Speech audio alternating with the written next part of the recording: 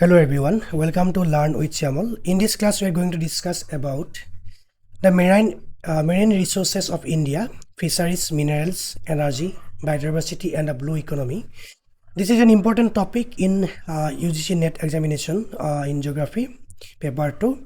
Okay, if you are new in my classes, don't forget to subscribe to the channel. Okay, let's start the class. First of all, India's maritime profile, the geographical base that gives India access to marine resources. 7,516.6 kilometer coastline length, including mainland plus islands. Okay, 2.02 million kilometer square or square kilometer exclusive economic zone (EEZ) in India.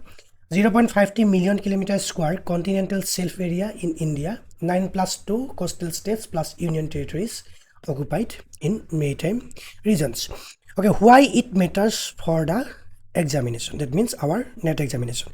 Okay, marine resources are studied under economic resource geography, and living resources like fisheries, non-living resources like minerals, oil and gas, and energy resources like tidal wave and OTEC all are important for net syllabus. India's peninsula shape and long coastline make it one of the most maritime resource rich countries in South Asia. Classification of the marine resources broadly divided into two categories based on its origin. Okay, we can categorize marine resources in two classifications based on its origin. Living or biotic resources and non-living or abiotic resources.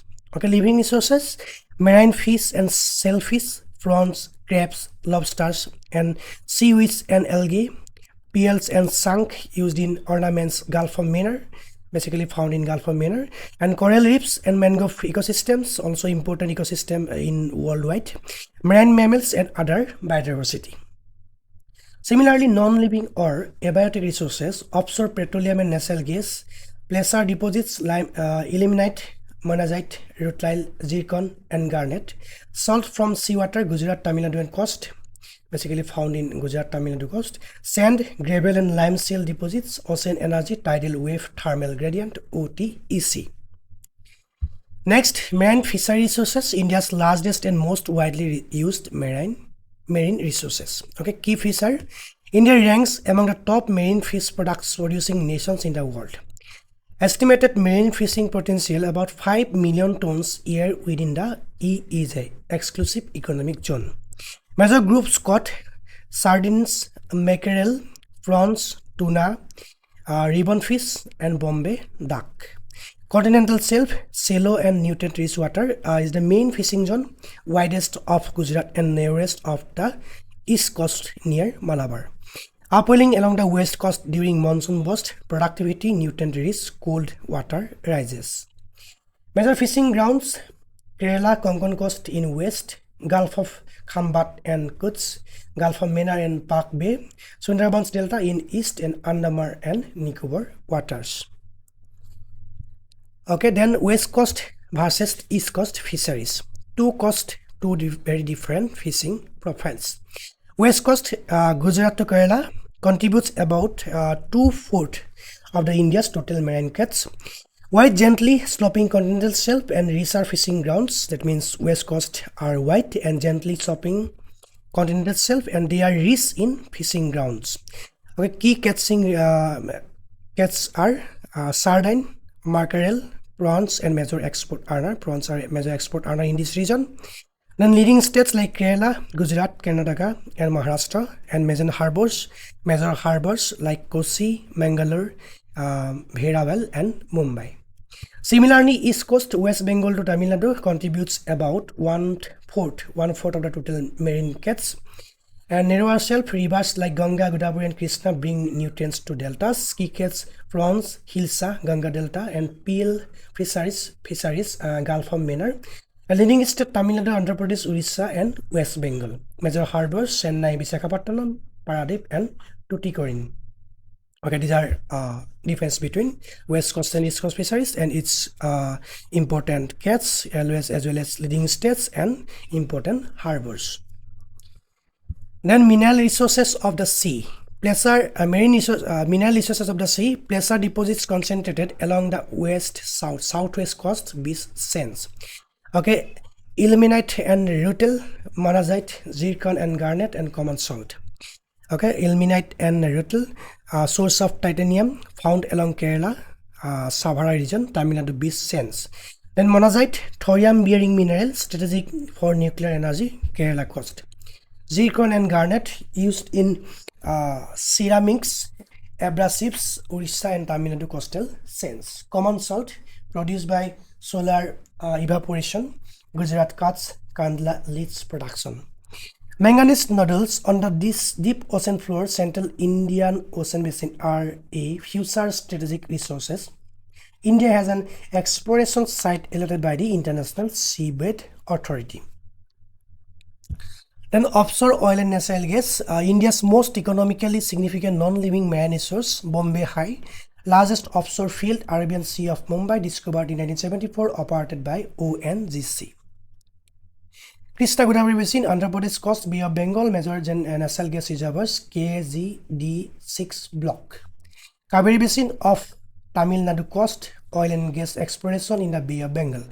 Kutch Saurashtra Basin, Gujarat coast, Arabian Sea, growing offshore exploration activity. Okay, Bombay High, Krishna Godavari Basin, Kaveri Basin, and Kutch Saurashtra Basin. These are offshore oil and natural gas regions in India. Okay, non-conventional ocean energy, renewable energy potential from tides, waves, and ocean thermal gradient. Tidal energy, high tidal range needed, best potential, Gulf of Khambat and Gulf of Kutch, Gujarat, Sundarbans, West Bengal.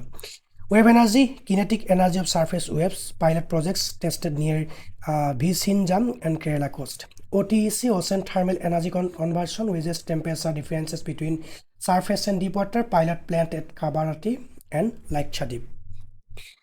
Marine biodiversity, coral reefs and mangroves, ecologically critical living resources that also protect the coastline. Okay, ecological critical living resources that also protect the coastline regions. Coral reefs, Gulf of Mannar in Tamil Nadu, first marine biosphere reserve in South and Southeast Asia, Gulf of Mannar. Gulf of Kutch in Gujarat, Lakshadweep Island, atoll reefs, Andaman and Nicobar Islands, most extensive fringing reefs. Mangroves, Sundarbans in West Bengal, largest mangrove forest in India, in the world, Ganga Brahmaputra Delta, Bhitarkarnika in Orissa, second largest in India, and Godavari Krishna Delta, Andhra Pradesh, act as breeding grounds for fish and buffers against cyclones and storm surges. Okay, coral reefs and mangroves. Ports and maritime trade. The coastline is also India's gateway for international trade. Facts to remember. About 95% of India's trade by volume, 70% by value, moves through seaports. India has 12 major ports and about 200 minor and intermediate ports. Major ports include Kandla, Dindayal, Mumbai, JNPT, Naiva Shiva, Kusi, Chennai, Visakhapatnam, Paradip, Kolkata, Haldia. Sagarmala program in 2015 aims at port-led development, modernizing ports, improving coastal connectivity. Sagarmala Port-led Development Program. This is an important term or element for NET examination. Then Blue Economy of India, sustainable use of ocean resources for economic growth and livelihoods. Blue Economy covers all economic activities related to oceans, seas and coast, fisheries, shipping, tourism, energy and marine biotechnology, balanced with ocean ecosystem health. Fisheries and aquaculture, sustainable investing, harvesting and coastal livelihoods. Shipping and ports, trade, logistic and port modernization, ocean energy, tidal wave, offshore wind and OTEC, coastal tourism, island and coastal ecotourism. Okay, India's draft Blue Economy Policy 2021 identifies these as priority pillars for sustainable ocean-based growth. Challenges to marine resources in India, pressures threatening the long-term sustainability of ocean resources, overfishing, like depleting fish stocks, especially in near-shore waters due to unregulated and mechanized trawling. Marine pollution, plastic waste, oil spills, industrial and untreated sewage discharge degrading coastal ecosystems. Coastal erosion, loss of shoreline from natural processes and unplanned human construction along the coast.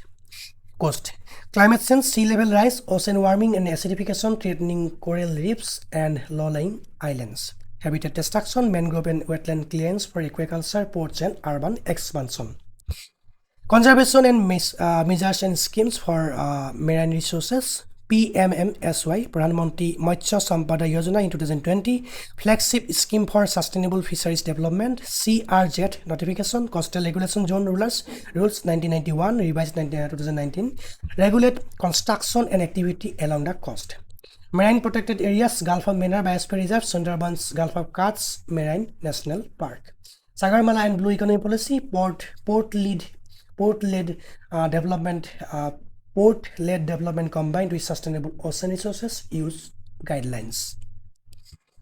Okay, quick revision points. Coastline 7,516.6 kilometer, exclusive economic zone 2.02 million kilometers square, largest offshore oil field Bombay High, largest mangrove forest Sundarbans in West Bengal, East Marine Biosphere Reserve South and Southeast Asia, Gulf of Mannar, OTEC pilot plan Kavarati, Lakshadweep, tidal energy potential Gulf of Khambat and Gulf of Kutch, West Coast share of marine Kutch more or less 75%, Nodal Fisheries Scheme PMMSY 2020. Okay, that's all for today. If you have any doubt and query, just let me know in the comment section. Thanks for watching. Thank you.